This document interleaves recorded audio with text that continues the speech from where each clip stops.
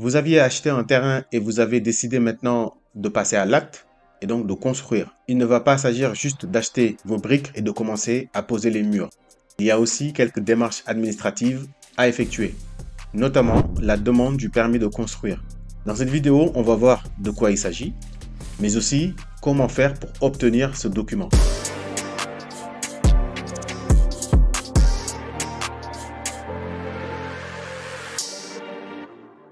C'est quoi un permis de construire? C'est un document officiel qui vous donne l'autorisation de construire ou de rénover un bâtiment au Sénégal. Sans ce papier, pas de construction légitime. Mais pourquoi c'est si important? En fait, le permis de construire s'assure que votre projet respecte toutes les règles d'urbanisme en vigueur au Sénégal. Cela inclut la sécurité du bâtiment, son aspect esthétique, l'impact environnemental et même le respect des infrastructures avoisinantes. Au Sénégal, c'est un document officiel super important pour s'assurer que tout est en règle. Supposons que vous voulez construire une maison toute neuve ou même ajouter un étage à votre bâtiment actuel. Eh bien, dans ce cas-là, le permis de construire est obligatoire. Il est aussi indispensable pour des modifications majeures. Par exemple, si vous envisagez de clôturer un terrain et que la clôture dépasse justement 2 mètres de haut, vous devez faire une demande de permis de construire. Maintenant, comment obtenir ce fameux permis? C'est simple, mais ça demande un peu de préparation. Premièrement, vous devez préparer un dossier de demande.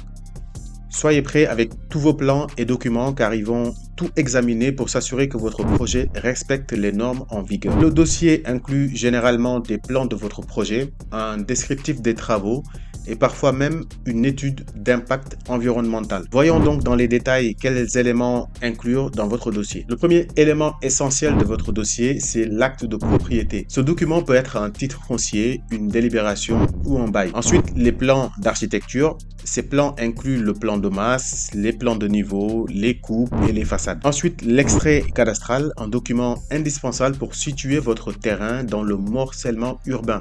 À noter que pour obtenir cet extrait, il vous faudra dépenser moins de 1000 francs CFA. Vous avez aussi l'extrait du droit réel. C'est un document qui permet de lister toutes les personnes qui ont un droit sur le titre foncier global. C'est un document que vous obtiendrez ainsi que l'extrait cadastral auprès des services des impôts et domaines. Ensuite, bien sûr, une photocopie de votre pièce d'identité nationale, même si certaines administrations parfois peuvent vous demander des copies légalisées, souvent une simple photocopie suffit. Vous aurez également besoin d'un descriptif sommaire des travaux qui vont détailler les phases de grosses œuvres et de secondes œuvres. Aussi, il y a des fiches de renseignements sur le demandeur qui seront à fournir. Toutes ces informations vont justement aider à évaluer approximativement le budget nécessaire pour votre projet. Et basé sur vos plans d'architecture, la mairie ou le service d'urbanisme va évaluer le montant de la taxe pour l'autorisation. Alors, certains établissent un tarif forfaitaire par niveau, tandis que d'autres calculent en fonction de la superficie du terrain. Tout va dépendre de la localité. Après avoir rassemblé tous vos documents, vous allez déposer votre dossier à la mairie. Là, vous payez des frais dus pour obtenir une quittance.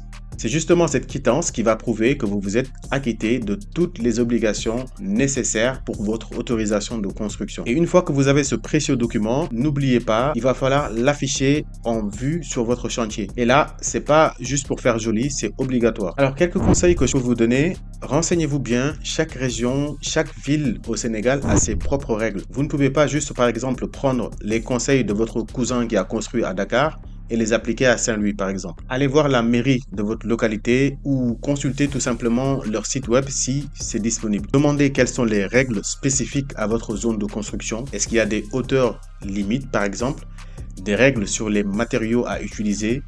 Mieux vous comprendrez justement ces détails et mieux vous pourrez préparer votre dossier. Deuxièmement, soyez précis dans votre dossier. Plus il est complet, et mieux c'est. Incluez des plans détaillés de votre projet qui seront réalisés par un professionnel si possible. Listez aussi les matériaux que vous comptez utiliser, le calendrier de construction et tout ce qui peut prouver que votre projet est sérieux. En fait, un dossier bien préparé, c'est un pas énorme vers l'obtention de votre permis. Enfin, n'oubliez pas, patience et persévérance. Parfois, ça prend du temps. Les procédures administratives peuvent être assez longues et un peu décourageantes, mais ne perdez pas espoir. Suivez votre dossier, relancez poliment si nécessaire. Votre persévérance va finir par payer un jour. De toutes les façons, construire, c'est créer quelque chose qui va durer. Alors, ce temps et ces efforts en valent la peine. Voilà, vous avez maintenant une meilleure idée de l'importance du permis de construire au Sénégal et de comment l'obtenir. Si vous avez des projets de construction en tête, ne lésinez pas sur ces étapes qui sont quand même assez cruciales. N'oubliez pas de liker la vidéo et de partager, de vous abonner pour plus de contenu comme celui-ci. À la prochaine.